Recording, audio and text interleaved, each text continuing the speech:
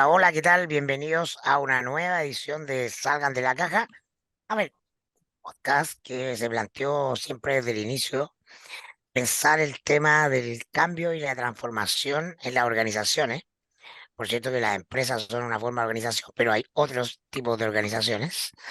Y en general podemos ser o hemos sido o seremos tildados de hippie, pero nuestra intención o nuestra autopercepción es que tenemos o estamos intentando solucionar los problemas prácticos y concretos de siempre, simplemente aportando desde otras miradas y con otros conocimientos. Porque la palabra hippie es como un poco alternativo. Yo creo que nos planteamos desde lo menos alternativo, en el sentido estricto de la palabra. Em, y entonces nos convoca también las crisis de las organizaciones. Y estamos viviendo la crisis de una organización muy importante para el país, ¿no? Se la llama, al cobre se lo llama el sueldo de Chile y de todas las empresas mineras que extraen, procesan y venden cobre, ¿no? La más importante, simbólica, económica y políticamente es sin lugar a dudas Codelco, que justamente está con un problema en su organización, ¿no? Renunció el director ejecutivo Andrés Sugarret.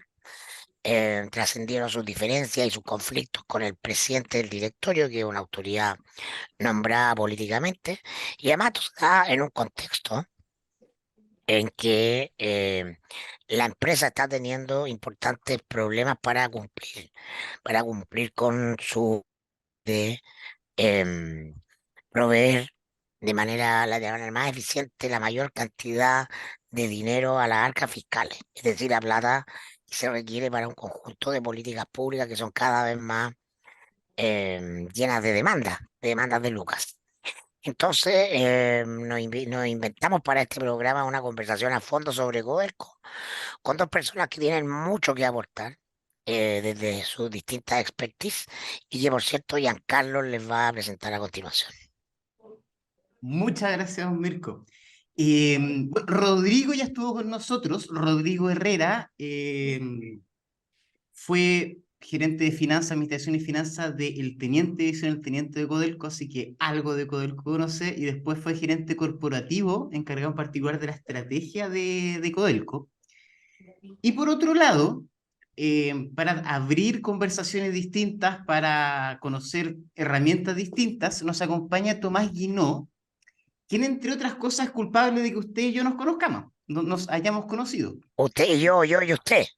Exactamente, mi querido Sí, Mirko. recuerdo con mucho cariño a Tom y espero que nos encontremos más temprano que tarde en el tipo de actividades en las que nos conocimos, además. Muy linda y Que así gratificante. sea, que así sea. Maravilloso. Bueno, Tomás es psicólogo clínico y hoy además especialista en un montón de herramientas que de verdad son fuera de la caja, partiendo en mindfulness, distinciones desde la comunicación no violenta, que te muestra muchas cosas que damos por sentados, damos por obvias y que al cuestionarse un poquito uno dice, oye, mira, no era tan obvio. Y en particular por la herramienta, metodología, modelo en el cual Tomás es un seco, es algo que se llama sociocracia. Y en particular, Mirko, para mí un objetivo personal de este episodio es que ojalá nos diéramos cuenta al final de que, oye, la forma en que tomamos decisiones es súper ridícula. Po. Hay un montón de formas distintas.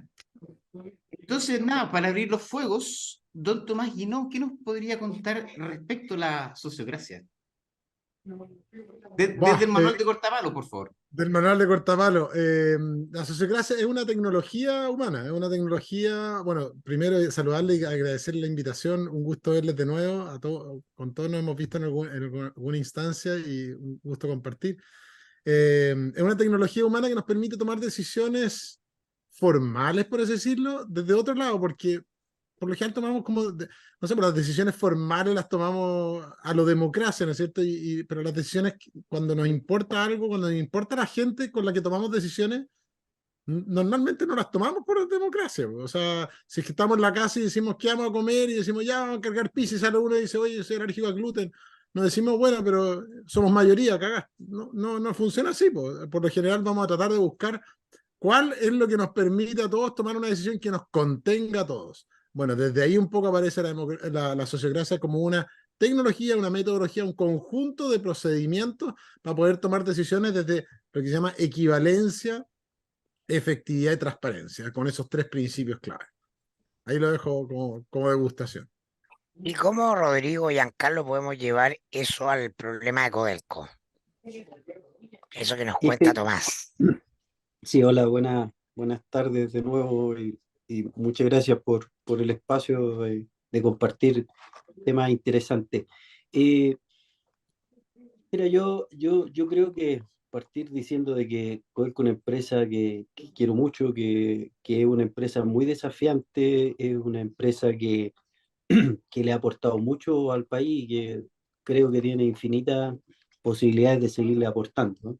Y Codelco ha tenido varios momentos difíciles en su historia y me atrevería a decir que el más relevante fue cuando se nacionalizó, en torno por allá por los años inicios de los 70 formalmente 73 y 76 ya se formó Codelco como corporación, donde la hipótesis era de que los ingenieros chilenos no iban a ser capaces de desarrollar el nivel de ingeniería, mina, el negocio minero, tal cual como venían estas empresas que tenían 50, 60 años de trayectoria, que estaban gobernadas por ingenieros extranjeros.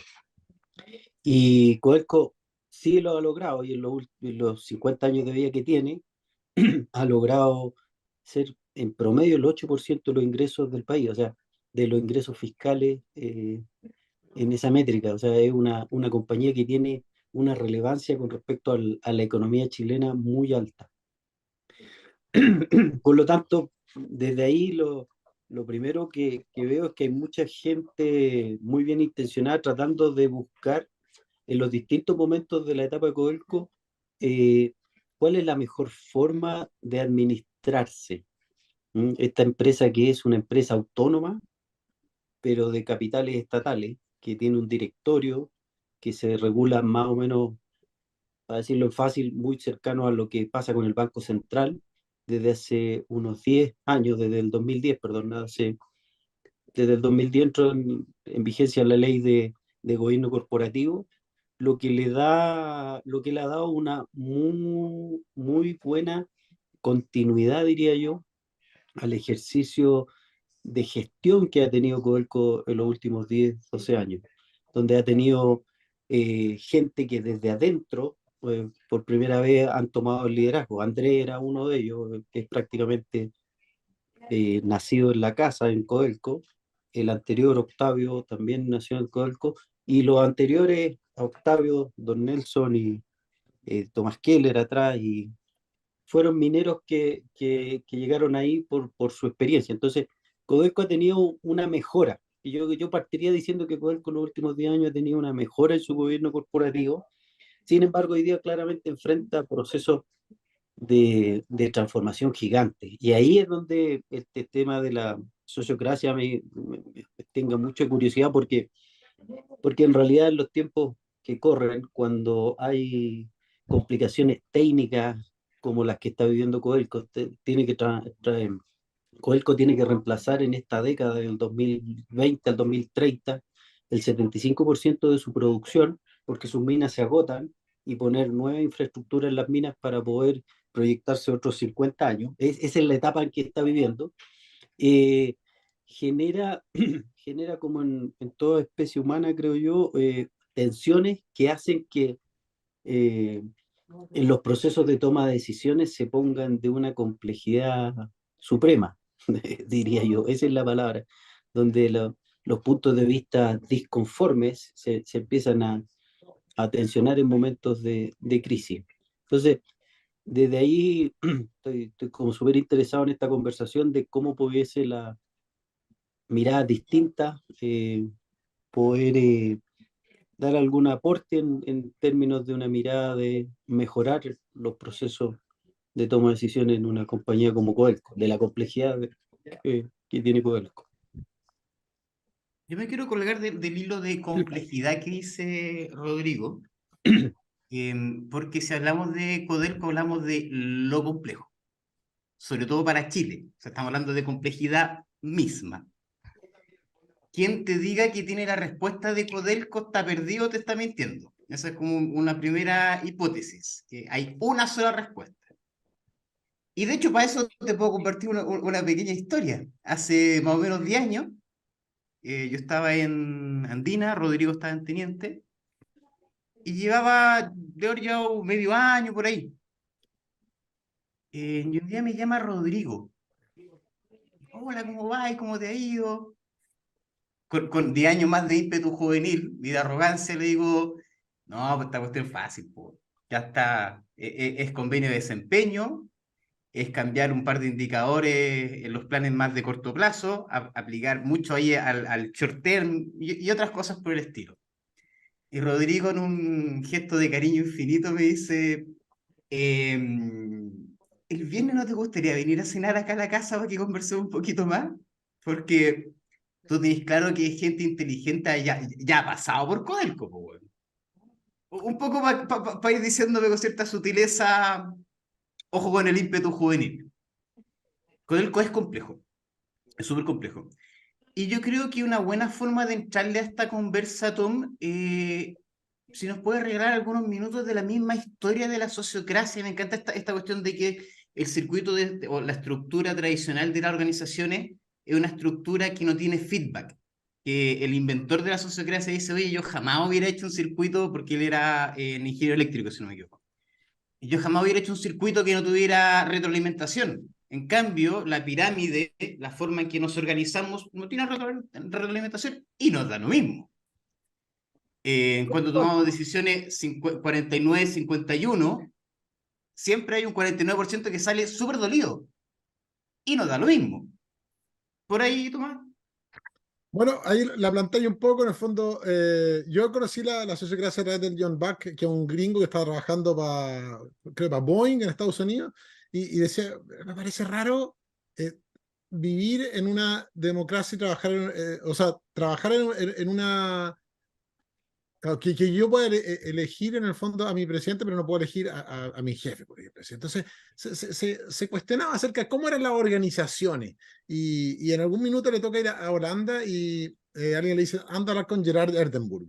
Y este es el ingeniero eléctrico al que te referís tú y que tenía una empresa, Erdenburg Electronics, y que ponía como toda la instalación eléctrica en los buques. Y decía, yo jamás diseñaría era una familia, una empresa familiar que tenía mucho antecedente, habían probado varias metodologías distintas de cómo generar organizaciones.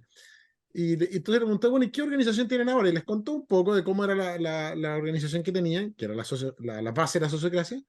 Y él decía que, claro, como tú decís, jamás habría diseñado una organización como la gente la diseñaba, porque en realidad desde su conocimiento de los circuitos eléctricos era un caos, era un completo caos. No había ninguna capacidad de tener feedback, retroalimentación. Estaban como condenadas a generar constantemente malas señales dentro de la organización. Entonces lo que él dice es crear... Perdona, Tomás, a generar cortocircuitos, para ponerlo en términos eléctricos. Ya, a generar cortocircuitos. O claro, o aumento constante, sí, cortocircuito, dejémoslo cortocircuito. Y entonces desarrolla esta noción de círculos, ¿sí? La circularización de la organización, aunque en realidad nosotros lo vemos como círculo, él los plantea como triángulos en todo caso, pero eran triángulos interconectados en el fondo. Y la clave, él decía que todos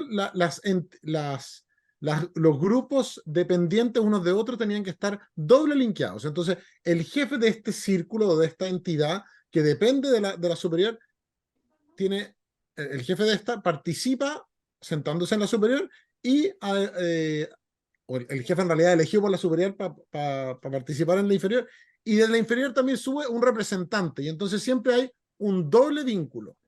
Siempre está el doble vínculo que permite de alguna manera que uno defienda los intereses de la entidad superior en el círculo inferior y el otro trae los intereses del círculo inferior a la entidad superior. Y de esa manera, y muchas veces son más de dos vínculos, son tres. Entonces hay dos representantes y un líder operativo.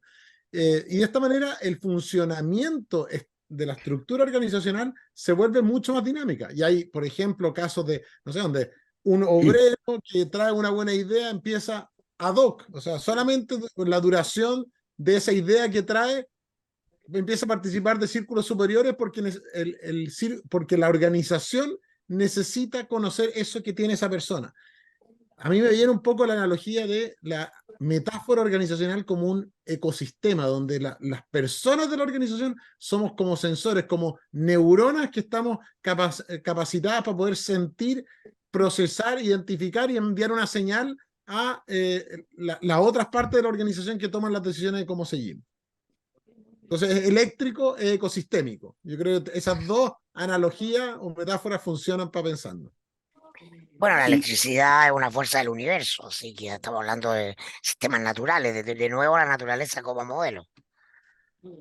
claro, Claro, y ahí en entonces, esa lógica, quizás la pregunta que me nace es que eso requiere el tema de involucrar estas conversaciones más circulares, ¿no es cierto? O en algunos sistemas de gestión que decía top-down o bottom-up, de abajo hacia arriba, perdón, de arriba hacia abajo y de abajo hacia arriba, como una conversación constante de las distintas capas de la organización. Parece que ex ante hacen harto sentido a cualquier ejecutivo, a cualquier trabajador, a cualquier supervisor. Sin embargo, no sé si a usted le ha tocado, pero en mi experiencia, cuando uno está ejecutando esos roles, algo pasa en la condición mía de, como ejecutivo, que hay una tendencia a caer más en el pensamiento de causa-efecto y decir, oye, si el otro hiciera esto, y el otro hiciera esto, y el otro, y poder concatenar una cantidad de efectos, esto sería la solución para este proceso. Esto sería la solución para este otro proceso. Y como que los procesos se diseñan hacia adelante y se pierde muy rápido de la conciencia que teníamos ex ante de que esta conversación de arriba hacia abajo, que permita sacar la mejor capacidad del talento cercano que está cercano a la acción, se pierde con una rapidez casi como que estuviese en un chip nuestro que se nos activa y, y, y ahí hay una barrera, yo no sé si es natural o no, pero yo la he sentido mucho, que, que finalmente hace que estos sistemas de mejora, que en la teoría aparecen fantásticos, son de una implementación prácticamente nula. No porque la gente no esté en desacuerdo con el método, sino porque cuando uno ejecuta, pareciera que empieza a caer como en punto ciego y se generan ciertas corrientes de decisiones que uno pareciera que se olvida o se desdobla del pensamiento inicial. No sé si le ha tocado tocarse con esas barreras en esto de mejorar la gestión de cualquier organización, para qué decir en una compleja o en una compleja que está en un momento difícil. Sí, yo quiero preguntar, porque efectivamente estoy de acuerdo con ustedes, Codelco es complejo, si uno toma un poco de distancia de todas las variables involucradas, pero el cortocircuito, para ponerlo en lo que hablábamos con Tom, ocurre de una manera súper tradicional. Entre el presidente del directorio, que es la autoridad política, quien nombrado que viene de afuera, con el gerente general, que es de adentro. Es un cortocircuito en la cabeza. Y si lo vemos desde la perspectiva del teoría de sistemas, obviamente un problema en la cabeza va a afectar a toda la organización necesariamente. Pero nosotros tendemos a simplificar la complejidad y entonces vemos que había un roce. Uno no aguanta al otro, para ponerlo en chileno, ¿no? Porque no está claro eh, finalmente quién manda. em, ¿Y cómo podemos llevar entonces esa complejidad a un roce o conflicto tan habitual que ocurre en la jerarquía tradicional, en la cima de la pirámide de cualquier organización, entre el dueño y el gerente, el que sabe y el que tiene la jineta? Y ahí también aparece el patrón sistémico del que hemos hablado harto rato, Mirko, en los episodios anteriores. Puede mandar uno, esta cuestión es Highlander. solo sobrevivirá uno. Y el resto, cago, se cuadra lo que ese uno dice. Y ahí, ese patrón que es cultural, está en Chile, o sea, está en todo el mundo, está en Chile en particular, en Codelco, ¿para qué te voy a decir cómo está, po, weón? Entonces, también, de alguna forma, también hemos sido testigos en estas últimas 2 o 3 semanas, con la salida de Sugarret, de un Highlander bien potente. Y por eso partí diciendo que la caja, cuando hablamos de la caja de toma de decisiones, de que andamos encerrados en distintas cajas, una caja es la caja de toma de decisiones. O tú tienes la razón o yo tengo la razón. Y para que tú tengas la razón, yo tengo que estar equivocado. Y en minería se sabe mucho además esto de que andamos en lote. Entonces, en los de lote de allá no se puede juntar con los de lote de acá, porque todo el mundo finalmente, Tom, y aquí te pido una ayuda, anda circulando en torno a sus preferencias únicamente. Mm. Bueno, yo creo que hay harto de esto en qué hacemos con la incertidumbre, ¿cachai? ¿Qué hacemos con la complejidad trae incertidumbre inherente? ¿Y qué hacemos con la incertidumbre? Entonces alguna gente dice, no, como decía el día, oye, en el fondo es una ilusión la incertidumbre, hay que hacerla fácil y pareciera funcionar. Otra gente dice, no, la complejidad es compleja, pero hay unas recetas, ¿no es cierto? Hay unas recetas y las recetas son complicadas, pero síguela y en el fondo va a resultar. Y yo creo que el camino puede ir por, claro, moderno, o sea, más que una receta, hay prácticas, como las prácticas de escuchar y de poder conectar con qué es lo que necesitamos colectivamente. Y está el darse cuenta, como dice el Rodrigo, ¿qué pasa con ese switch que se activa? Bueno, muchas veces ese switch es la respuesta, creo yo, frente a la incertidumbre. Bueno, voy a crear certidumbre. Y no voy a esperar a que la creen otro, a que nos sentemos a conversar. No, no, no. Yo voy a buscar el poder para crear la certidumbre lo más rápido posible y así no solamente voy a crear certidumbre y me voy a sentir tranquilo, sino que la gente me va a querer porque creé certidumbre. Si muchas veces el liderazgo lo entendemos así. Y es interesante cuando podemos generar un espacio de certeza. La gente muchas veces lo agradece, hasta que nos damos cuenta que pucha, esa certeza que creamos en realidad respondía a la preferencia de algunos, pero no nos contiene mucho. Entonces pareciese ser que necesitamos aguantar un poco la incertidumbre para poder ir más allá de la preferencia de algunos y tratar de buscar cuál es el común de nuestras tolerancias. Y ese es un poco lo que plantearía. Si nos movemos siempre, andamos peleando desde nuestras preferencias, en realidad lo más probable es que vamos a quedar con un conjunto vacío o un conjunto que a algunos les calza y a otras personas no. Entonces, ¿qué es lo que pasa si generamos dispositivos para podernos mover desde las tolerancias? Y aguantar un poco y avanzar un poco y alimentar y nutrir la incertidumbre y nutrirnos a medida que avanzamos la incertidumbre y ir encontrando entonces cuáles son esas certezas que aparecen, ¿sí? Que aparecen en ese compartir. Claro, aquí suena como lo que decía un poco Mirko, suena súper hippie, pero no tiene por qué ser tan hippie. En el fondo, ¿qué hacemos con el conflicto? ¿Lo evitamos? ¿Lo resolvemos a la rápida? ¿O lo transformamos? Porque cuando transformamos el conflicto aprendemos algo nuevo, es otra posibilidad. Y entonces salimos de la caja y habitamos fuera de la caja juntos. Claro, pero mira, pero así todo, Coelco tiene elementos de habitar sobre las tolerancias y no sobre las preferencias que tiene significativamente. Coelco tiene a un representante de sus trabajadores en el directorio. No sé cuántas empresas en Chile existen eso. Yo creo que son muy pocas, si no la única es Coelco o algunas muy pocas.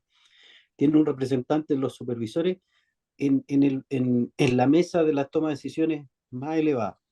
Entonces, tiene elementos Codelco de retroalimentación que de repente son contradictorios al estándar de otra empresa. A nivel de negociaciones colectivas, Codelco ha ido encontrando, sin duda ha habido conflictos laborales, pero en general lo que uno aprende con las dirigencias sindicales es que existe al final una forma y un rito de ir buscando ciertos acuerdos que permitan avanzar. Algunos en algunas áreas de Codelco mucho más fácil y con mucha más visión de las tolerancias, y en otras muy enfrentadas las preferencias de esto es lo que yo quiero versus esto es lo que yo quiero, son contradictorios y no hay cómo. Pero dentro del mismo Codelco, estos procesos de negociación colectiva que por ley hoy día son cada día más. Entonces, hay elementos dentro de Codelco que existen, pero al mismo tiempo hay elementos que nos hacen olvidarnos de que hay caminos de, de alternativas a buscar una sola verdad para generar esa certidumbre, como tú dices. A mí me representa harto tu conversación de estos liderazgos que en tiempos de crisis, sobre todo, no solamente el líder, ¿ah? Muchas veces la organización le pide al líder, o si no, no respeta al líder, voy a ponerlo de esa forma, que dé esta sensación de seguridad y de tranquilidad con un liderazgo fuerte que marque un norte claro, aunque el mar esté turbulento, uno no tenga idea por dónde va a salir, pero al líder también se le exige, o si no, poco de líder tiene, déjame decirlo de esa forma, que calme la agua y diga, miren, allá está el mar calmo y es para allá. Entonces, también no es solamente un tema de las personas que están ejerciendo el liderazgo, también en términos circulares, las organizaciones demandan ciertas, no sé si serán ciertas tranquilidades, ciertas, sí, ciertos analgésicos, déjame decirlo así, de certidumbre que te permita eh, vivir, aunque sea una mentira o una falacia que se derriba muy rápido, porque después viene otro evento y te mueve para otro lado el barco. No sé si ahí hay algo que nos cuesta no es solamente el liderazgo, no sé si me explico, también la demanda por el liderazgo. Sí, po. Yo creo que hay algo ahí, Rodrigo, que tú mismo decías antes. O sea, te escucho, y hay elementos dentro de Codelco que buscan en el fondo poder escuchar las tolerancias y no solamente las luchas de preferencia. Y sin embargo también hay otros elementos que generan como choque entre preferencias. Claro. Entonces, quizás pareciera ser que algo relevante, lo decías tú, cuando tú estás gestionando, hay algo en el cómo estás tú que te permite ver una posibilidad o no. Entonces, si tú tienes que liderar y proveer una certeza, ¿es la certeza de un escenario donde vamos para allá? Frente a la crisis vamos para allá, o frente a la crisis yo sé que vamos a encontrar la respuesta y este va a ser el camino que vamos a seguir. No estoy tan claro de dónde vamos a llegar, pero sé por dónde es el camino. Y el camino puede ser más que todos se alinean y todos vamos para allá. El camino es, este es el espacio de conversación. Entonces quizás es aprender a sostener espacios intermedios. Puede ser, no sé, como estas certezas preliminares, por así decirlo. ¿Sí? Un poco Y la esta, lógica. y esta metodología de la sociocracia que comentaban con Giancarlo, contigo, ¿qué elementos más pragmáticos en términos de estos distintos momentos de las organizaciones? O sea, si yo tengo organizaciones que están en momentos de ciertas crisis, necesito decisiones rápidas. En otros momentos necesito decisiones más estratégicas y más razonadas, más pensadas, más colectivas probablemente. ¿Qué herramienta nos asoma desde esta teoría que da luces a efectividad en la toma de decisiones que tú hablabas? Porque te escuché de efectividad, transparencia y equivalencia, si no me... Equivalencia, claro. La equivalencia, son los tres principios, equivalencia, efectividad y transparencia. La equivalencia quiere decir que todas las personas afectadas por una decisión pueden participar de esa decisión.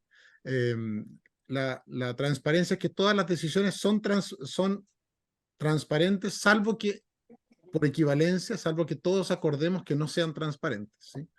Eh, y la efectividad tiene que ver que más que buscar una solución perfecta, podamos buscar un próximo paso que nos contenga. Entonces, yo no conozco tanto la realidad de Codelco, o sea, infinitamente menos de lo que la conoces tú, de lo que la conoce Giancarlo, y probablemente menos de lo que la conoce Mirko también. Pero de lo que te escucho digo, tal vez hay varios dispositivos que ya están. Pero me pregunto, por ejemplo, cómo son los niveles de toma de decisión en la cúspide, ¿sí?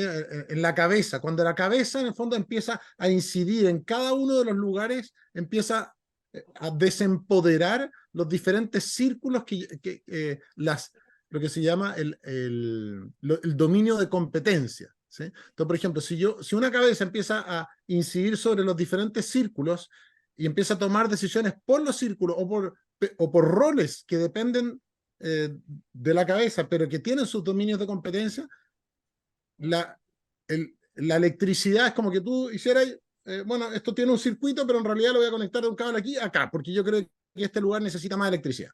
Te pasaste a llevar todo el circuito y en el fondo, de nuevo, hiciste un cortocircuito. Porque por mucho que tú estés a cargo y creáis que supervisáis todo el mando, creo que a veces cuando todo habláis de estos choques de preferencia puede tener que ver con no respetar alguno de los dominios de competencia de los diferentes círculos o de los diferentes roles.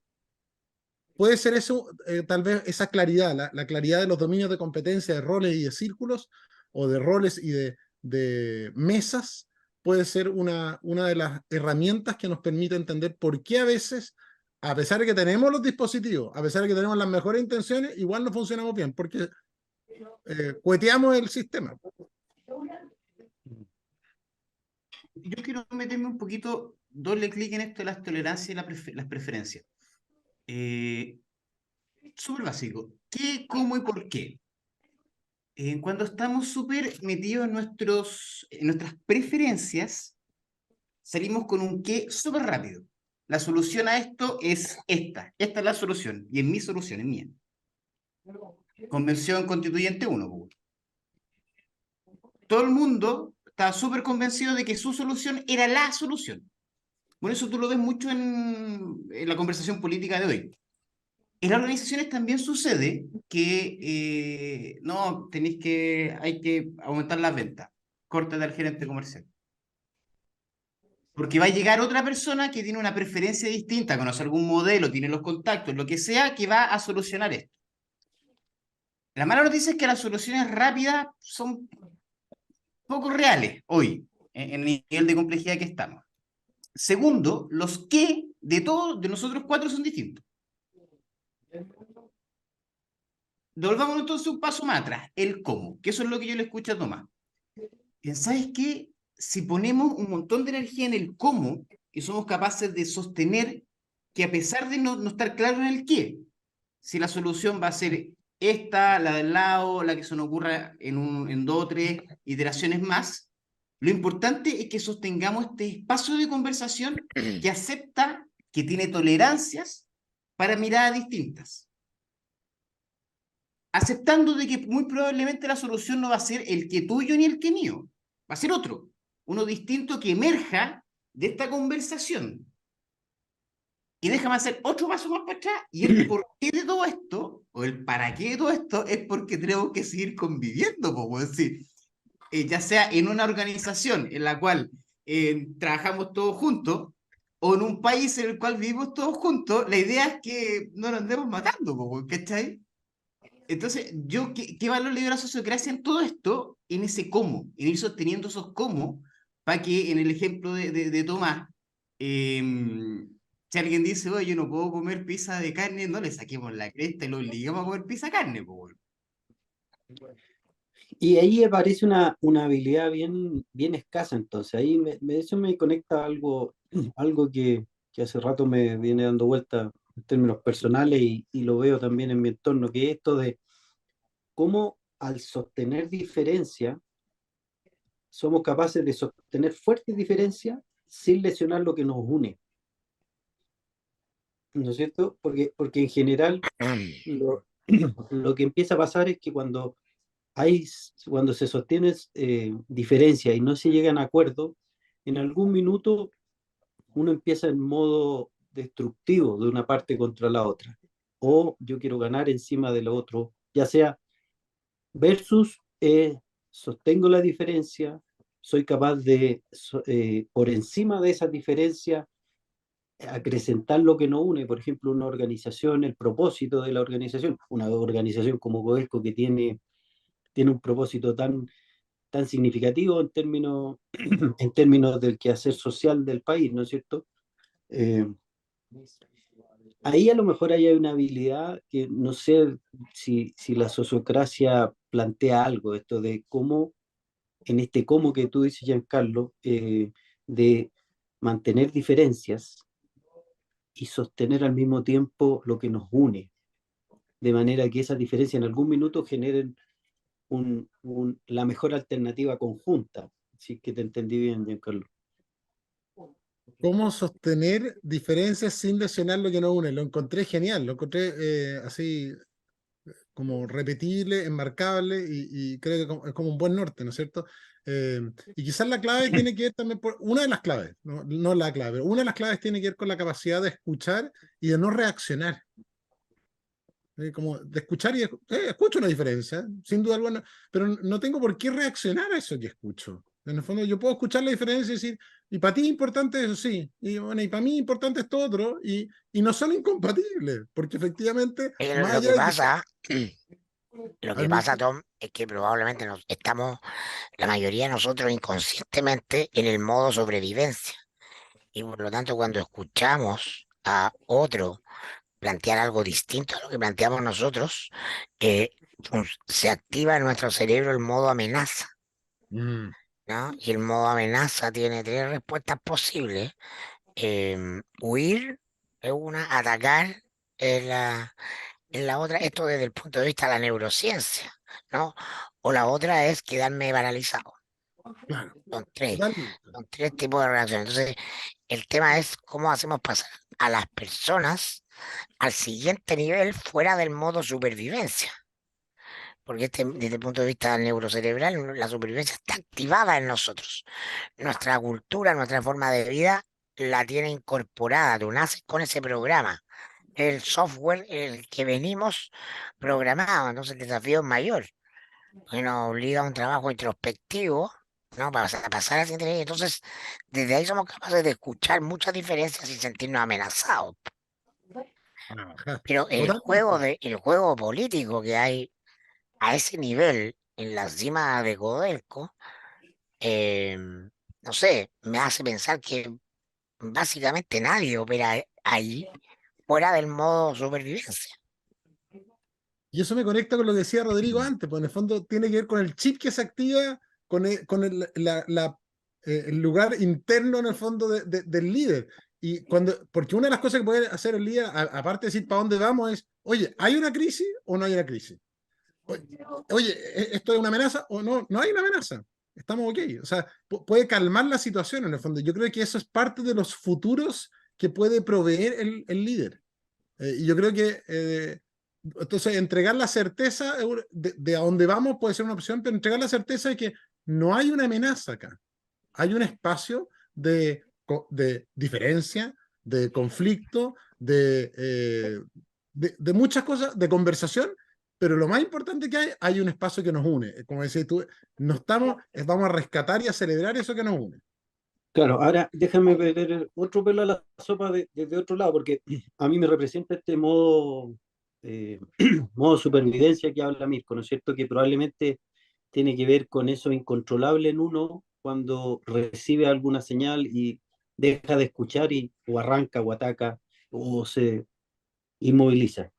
Es que normalmente en las organizaciones hay que tomar decisiones eh, que son de distintas complejidades, pero las difíciles normalmente requieren trade-off donde en ese modo supervivencia, lo voy a decir, se afecta gente. Por ejemplo, tú tienes que transformar un proceso y donde habían 1000 personas, el negocio, la tecnología, no tengo idea, el proceso natural evoluciona hacia donde se necesitan 500 personas. Entonces, esa decisión de tolerancias se, se pone en conflicto y ahí empiezan también las habilidades de negociación, porque tarde o temprano hay maneras más dolorosas o menos dolorosas de afrontar esas realidades dependiendo del ciclo del negocio, dependiendo del... Entonces, este tema se empieza a poner multidimensional y poder hacer esas decisiones, de repente los mecanismos muy participativos lo único que hacen es generar más sufrimiento y no generan un mejor bienestar en la mirada incluso sistémica, si es que lo pudiéramos arrogar de que estamos mirando la mirada sistémica. O al otro lado, en momentos de emergencia, cuando realmente la típica que todos comentamos, el avión se va cayendo, el piloto no puede hacer un- una asamblea para las tolerancias de riesgo de los 200 pasajeros, se le cae el avión antes de que él pueda juntarlos, digamos, ¿no es cierto? Entonces,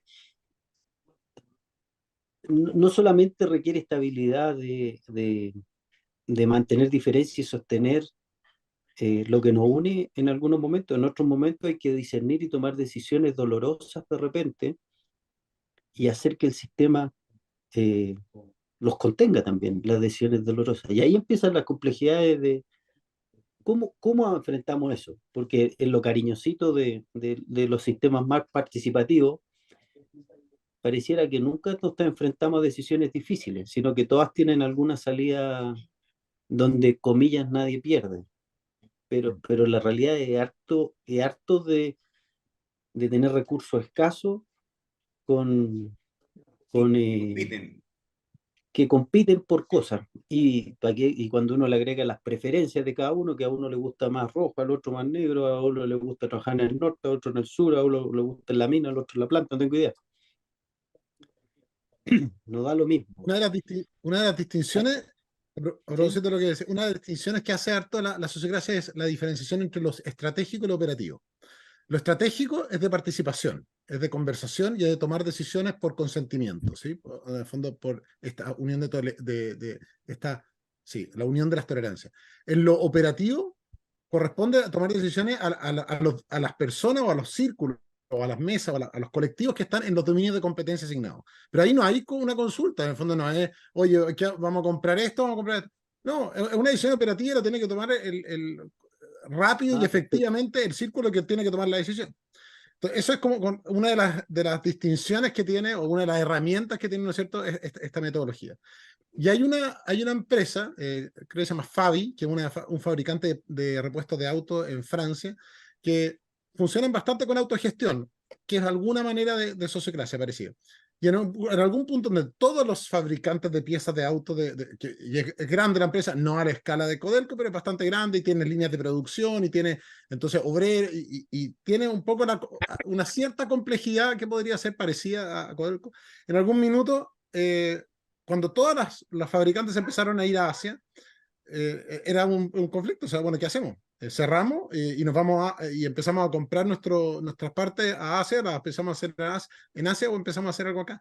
Y en el fondo, a través de una toma de decisiones estratégica, participativa, empezaron a tomar decisiones de poder, de hacer diferentes implementaciones para poder mantener los costos para poder ser competitivo y poder seguir manteniendo y seguir funcionando en Francia. Y entiendo que todavía siguen funcionando así. Este caso está resaltado en un libro que hemos discutido harto con Gianfranco, que es en el fondo reinventar las organizaciones de nuestro querido amigo Lalux, o Lalou, Frédéric O la Laloux. LUA. Lalou, bueno, como que... Claro, pero déjame volver a un tema. Los ejemplos en general que yo escucho y que he tratado de buscar y me he equivocado harto y otros con aciertos para poder meter en las organizaciones que he estado, están mucho más documentados en, en empresas que tienen capitales privados, déjame decirlo de esa forma, que buscan el emprendimiento de fondos. Pero encuentro menos ejemplos y más dificultades en la administración del Estado, en organizaciones que tienen esta complejidad que tienen cambios en los liderazgos, en los ciclos políticos, ¿no es cierto? Y tienen una masa de profesionales que se sostienen y que están un poco desconectados el aparato. Entonces, cuando uno mira Codelco, Codelco es una empresa que compite con los privados, pero tiene un gobierno corporativo que si bien busca estabilidad, también tiene eh, fluctuaciones que lo hacen, no sé, entre gobernar un ministerio y una empresa privada, de la mitad, Codelco probablemente esté un poquito más hacia el lado de un ministerio que tiene estas otras complejidades de la administración pública también. Entonces, ¿cómo ir encontrando desde lo práctico es lo que a mí esto de salir de la caja? ¿Dónde y cómo? ¿Cuál es la valentía personal que uno tiene que tener para poder enfrentar porque dentro de Codelco hay mucho liderazgo de mucho coraje también, de mucha valentía y de mucho rigor propio a favor de la organización también. O sea, uno ve y ve mucha gente inteligente que lo está tratando de hacer, buscando y coordinar, y hay algo que cada cierto tiempo empieza a florecer, empieza a conectarse bien, y vienen momentos, ya sea por acciones del entorno o por complejidades propias del mismo negocio desde adentro, se generan ciertas crisis y lo que se ha ido construyendo se tiende a diluir o sea, se construye con una velocidad lenta, lenta, lenta y se diluye con una velocidad muy rápida. No sé si les ha pasado eso. Entonces, yo diría que ahí tenemos un desafío como administradores, como liderazgo, de buscar y seguir buscando la vuelta a esto. Oye, Tom, Escucho tu pregunta. No, dale, dale, te Mirko. quiero preguntar cómo se implementa la sociocracia, por ejemplo, en una organización donde nunca se ha experimentado una estructura distinta de toma de decisiones. Claro. ¿Y qué casos concretos tienes tú, chileno o extranjero, de trabajo práctico con esta herramienta? Pues la voy a responder un poco a lo que quería llegar, pero en el fondo, eh, cuando Rodrigo dice, en el caso de Codelco, a diferencia de la mayoría de los casos que leo, tenemos más un caso de un ministerio que de una empresa. Entonces, se asemeja cuando llega, por ejemplo, el gerente de administración y finanzas, una empresa privada, y te dice, oye, a mí me encanta el tema de la sociocracia, pero en realidad gente general no está ni ahí con esta cuestión. Y Un es re clásico. difícil, claro, y entonces es re difícil, bueno, va a haber algún gerente que quiere y otro, y por lo general que está aliado con gerente general o con el directorio que no quiere. Y es re difícil que funcione si es que ese es el caso. Entonces, ¿cómo se implementa? Primero, que tiene que haber una decisión compartida entre la cabeza, ¿sí? En la cabeza. Algunos dicen que las decisiones más importantes tienen que ser compartidas entre al menos el directorio y el cliente. Si el directorio y el cliente están de acuerdo, ya el resto se tiene que alinear un poco por definición. Es interesante la concepción, eso lo decía Gonzalo Muñoz. Eh, pero entonces, cuando tú decís, Rodrigo, que se parece más a un ministerio, claro, porque tiene un vaivén, está expuesta tan brutalmente a los vientos políticos que en el fondo toma mucho tiempo generar la orquestación de posiciones para poder ir construyendo y como conocemos en el fondo un par de movidas de retroexcavadora rápida y bota todo por la borda. Entonces, yo creo que es una conversación en donde me da la impresión que es una orquestación de esos liderazgos corajudos que puedan sostener espacios de conversación, sostener espacios como de incertidumbre, con la visión de que se puede construir algo juntos. Y no creo que tenga una respuesta más, sino que decirte, creo que podemos tratar de buscar, o sea, como con el conocimiento de las personas, de ti y de todas las personas que conocen a esos liderazgos y que conocen cuáles son los intereses, los móviles y las tolerancias de esos liderazgos que se puedan orquestar de alguna manera. Entonces, a mí me ha pasado, por ejemplo, ahora respondiéndole muy somero, pues no quiero tomar la conversa, pero a Mirko, una organización internacional que nos contacta, nos dice, me encantaría, nos encanta esto de poder trabajar con círculos y queremos seguir avanzando con el tema de los círculos. Y perfecto, entonces empezamos a trabajar con el tema, y los círculos en sí funcionan, pero en el fondo se encuentran con que los lineamientos gerenciales vienen no por círculos, vienen más bien por estructuras tradicionales. Entonces empieza a suceder que empiezan a funcionar motivadoramente o desde su propia motivación y autogestionadamente en círculos para tratar de solucionar los problemas, pero empiezan a topar con las demandas y los lineamientos estratégicos.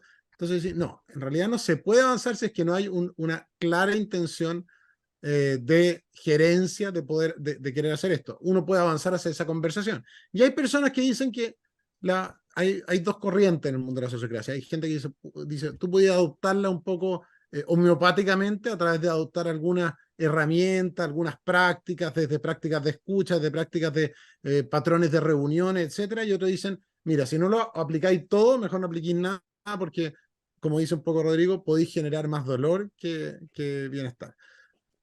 Yo tiendo a pensar que hay algunas prácticas que ayudan, sin duda alguna, da lo mismo que nunca queréis implementar sociocracia, creo que hace bien, por ejemplo, aprender a sostener un poco la incertidumbre y a escuchar y tratar de buscar conocer cuáles son las motivaciones de la otra parte, siempre. Creo que eso siempre va a ayudar y hay algunos patrones de reuniones que en ese sentido puede ayudar. Las cosas más estructurales creo que tiene más sentido tratar de implementarlas cuando hay una conciencia y una aprobación más estratégica. En ese sentido, es difícil tener un ministerio que ande con sociocracia y que todo el resto no, porque va a topar con todo el resto del aparataje. Entonces, creo que ahí espero responder un poco O la todo, pregunta. o todo, o todo, ninguno. Pero ¿qué caso exitoso hay en Chile o en el mundo de aplicación de esta herramienta? O sea, casos exitosos hay varios. Lo que pasa son empresas, son empresas por lo general más chicas y de capital privado, pero hay varios. En Chile hay varias empresas. Eh, Vamos, destaquemos gente que hace cambios e innovaciones, porque si no pareciera que nadie cambia y nadie está dispuesto a innovar y no es así. Bueno, empresas que yo conozco y que funcionan con autogestión y no sé cuántos se identifican en el fondo ellos con el mundo de la sociocracia, pero que se identifican con la autogestión, por ejemplo, Synaptic, una empresa chilena que desarrolla software y funciona mucho con autogestión y tienen prácticas súper interesantes, muy, muy horizontales, muy transparentes, muy interesantes, que se parecen mucho también a lo que es la motivación de las empresas como por ejemplo Patagonia, que es una empresa grande, una empresa de producción pero claro, que tiene, o sea, mucha gente diría, bueno, eso sí que son hippies, sí, tiene harto de inspiración hippie. Hay en algún minuto una empresa también como del mundo más de los servicios y bien transnacional, AES, también funcionó bastante desde la lógica de la autogestión, bien potente. Es Gener, ¿no? Sí, claro, la parte AES. Y entiendo que después ahí eso cambió, después de todo lo construido, hubo un cambio de dirección y como decía Rodrigo, ¡boom! Se botó por la borda rápidamente. Entonces, eh, ha funcionado. Hay un caso muy lindo en Holanda, y esto es bien interesante, porque en Holanda hay los prestadores de servicios de cuidados médicos se organizan territorialmente. Y uno de los prestadores de servicios, que se llama Buurtzorg, un nombre raro pero interesante, Gracias, por fin alguien lo pronuncie bien. Dale. lograron organizarse en autogestión y ya no me acuerdo el número, pero ponte tú que son 15.000 trabajadores y La todos casa participan en central estos diferentes círculos. ¿Ah? y la casa central es chiquitita. Y la casa central, cada ponte tú que son 110 personas. No sé, una cosa así, ¿cachai? Como bien distinto a lo que uno estaría acostumbrado. Y quizás 110 es mucho. Entonces, hay casos y tiene mucho que Sorry, ver. en ese caso en particular, ya me puedo estar corriendo los números, eran células de 6, 8 profesionales que prestaban los servicios, que llegaban al nivel de ponerse ellos mismos el sueldo, que llegaban a meterse en decisiones del estilo, ¿quién puede gastar plata de la empresa? Todo el mundo, siempre y cuando cumplan dos condiciones, que tenga la autorización de finanzas y la autorización de quién va a vivir con la decisión. Que es un poco la lógica de la equivalencia, que todas las personas afectadas participen. Hay otras empresas que llegan al acuerdo, por ejemplo, mira, hasta tanto monto lo puedes gastar, pero tienes que consultarlo con al menos 2 personas y dejar registro de con quién lo consultaste. Entonces, ¿cachai? Como ocupan una política de consultación, de consulta. Entonces hay diferentes acuerdos a los que llegan diferentes empresas. Creo que ninguna tiene la complejidad tanto en tamaño como en industria y en dependencia política de la que tiene que ver con ninguna. Ahora, yo creo que Se puede. El cómo es la gran pregunta y creo que es para habitarla en un proceso orquestado de liderazgos corajudos y visionarios. Me gustó eso, los liderazgos corajudos. Yo tengo dos puntos que poner. Uno, tenemos también esta fantasía de que la empresa privada es mejor, o es más eficaz, o es más rápida. ¿De qué estamos minería, Collahuasi el 2014-2015, Rodrigo? Antes, cuando estaba quebrada. Una compañía, Collahuasi, que tiene dos mega accionistas equilibrados en un 42% cada uno, que en algún minuto llegaron a tener dos presidentes ejecutivos. Claro, con administraciones como duplicadas. Con Y hoy administraciones día son un duplicadas, ejemplo, y hoy día son un ejemplo de modelo organizacional y de resultados de excelencia en seguridad, en, productividad. en productividad, en relación con las comunidades, por donde se mira hoy día una empresa muy, claro, con un trabajo de un equipo ahí de entre 8 y 10 años de sostener una mirada. Y ahí lo Yo, quiero yo, conectar con el segundo punto que quiere poner, que es, probablemente esa empresa en algún minuto se dio cuenta de que el caso desde el cual estaban partiendo no era un caso súper bonito en el cual vamos a estar todos acá con mucho trabajo por muchos años más. Se dieron cuenta que está a la pura y santa zorra y que lo que necesitaban hacer era cambios profundos. Como dice siempre Mirko, si seguimos haciendo lo mismo, vamos a seguir con los mismos resultados. Y ahí lo que a mí me aterra un poquito en Codelco, el año pasado fue cuando se hicieron estas declaraciones respecto a ventanas, ¿cierto? Que dicen, vamos a cerrar, y después salió el mismo día, si no me equivoco, el día siguiente. No, pero ¿cómo es posible? Porque las tensiones de las decisiones. Y el escenario particular donde estamos hoy día parados desde Codelco no es un escenario muy bonito.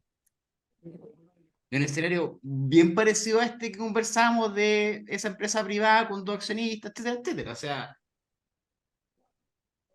claro que, y cuando los actores se convencen y se dan cuenta de que no estamos partiendo de que hay que bajar 2 kilitos para ir a correr la maratón.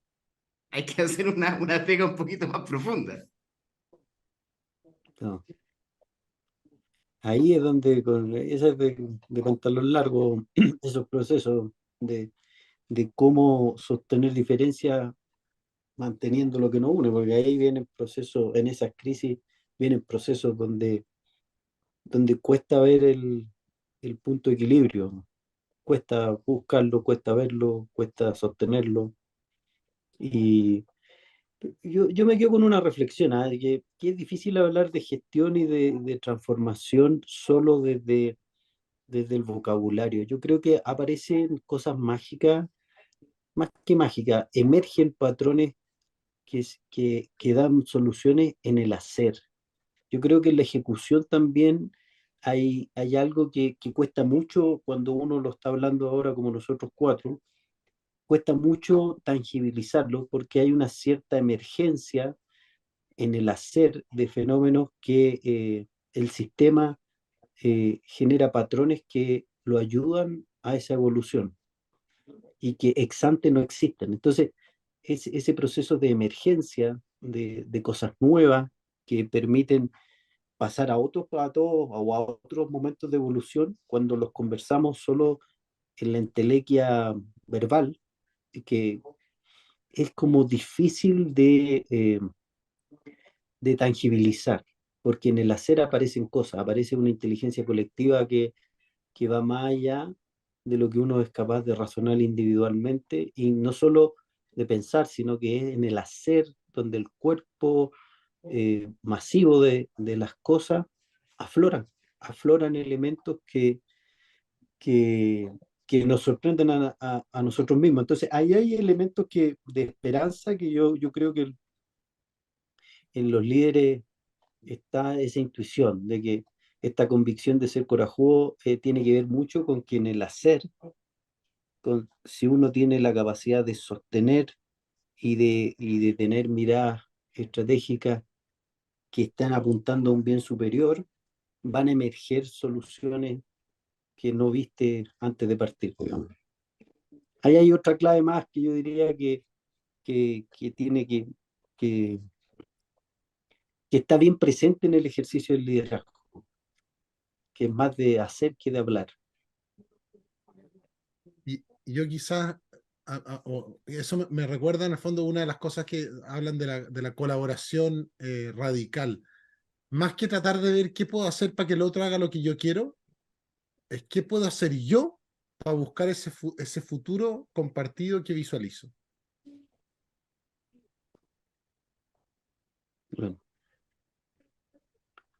Un ejercicio que yo siempre traigo, recuerdo, que es de un amigo, bueno, un amigo de Mirko, Tomás González Olavarría, que él armó Fundación Tribu y el ejercicio de los 400, que lo pueden buscar ahí en los lx400.cl. Juntaron distintas personas, enviaron 800 cartas para conversar, hacer un congreso temático respecto a jubilaciones, y no recuerdo cuál era el otro punto. Salud, sistema de salud. Sistema de salud. Un pie forzado, como dice Darío Quiroga, de esto era que eh, había que construir algo nuevo. Entonces, a estas 400 y tantas personas que llegaron, se les hizo una suerte de equivalencia en los conocimientos, se les presentó todo lo que había respecto a esos temas en ejemplos comparados en el mundo, en la propia historia de Chile, qué sé yo.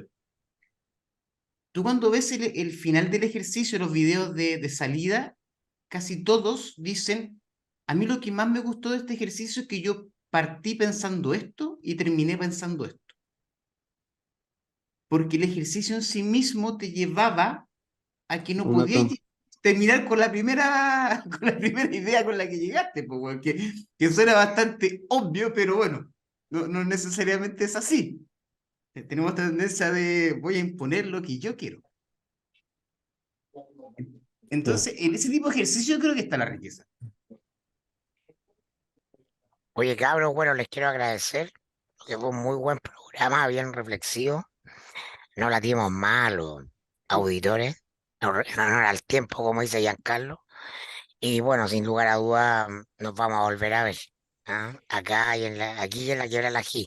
Pero acá yo creo que también hay otros casos que tenemos que concretamente trabajar desde estos lugares, ojalá con más antecedentes, pero le agradezco su aporte y creo que es el objetivo del programa. Así que nada, pues, gracias y un gran abrazo. Muchas Gracias, gracias a Rodrigo. usted. Saludos, Tomás, Igual, Carlos, Rodrigo. Mirko. Nos vemos.